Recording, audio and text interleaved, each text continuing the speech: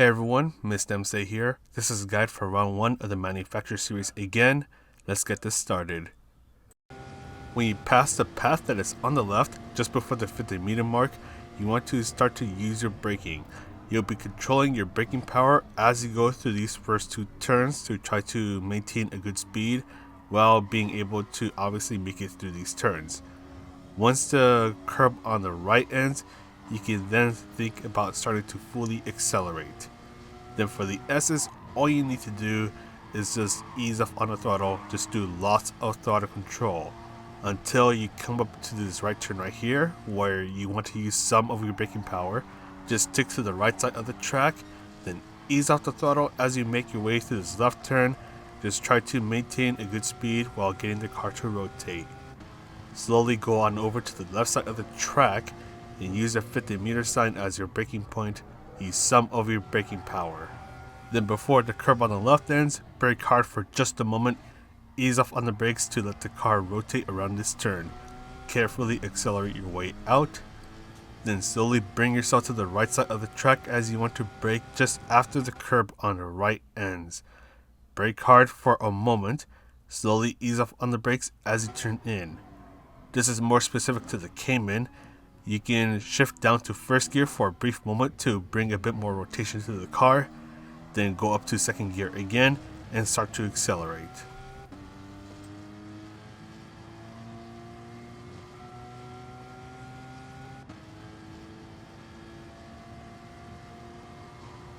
Look for a path that is on the right and you want to use that as your braking point.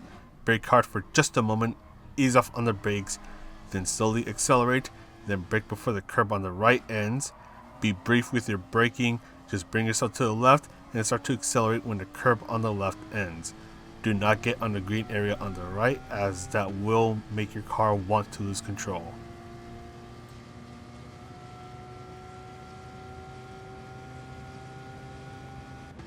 Turn in at the 50-meter mark. All you have to do is just ease off on the brakes and carefully get back on it. Then brake before you reach the 100-meter mark. Just be very nice and careful with your throttle input as you go through these last 2 turns. And if you have a good lap time, bring yourself to the right. If not, bring yourself to the left. But that is all for the lap guide. Let's go ahead and talk about the strategies. For this qualifying session, you have 6 minutes to try to get a good qualifying time. So fuel burning is no longer a thing, so it's pretty much just making sure that you're on the racing soft tire when you start this session and just go out there and try to get some good times.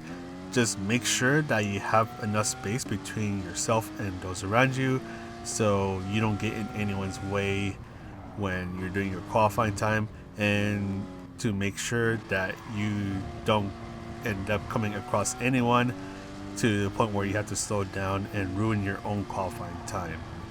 Something to note is that the slipstream was adjusted with this recent update, so now it's not as big of a deal to try to get that slipstream to get a good qualifying time.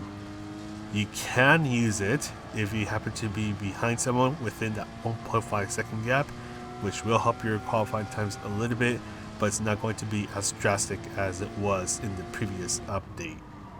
And that's pretty much it for this qualifying session strategy. There's not much else to it. You have 2 chances to try to get a good qualifying time. Just make sure that you perfect those laps. Stick to the right so you can cross the finish line a little bit earlier, and make sure that you give yourself and those around you plenty of space.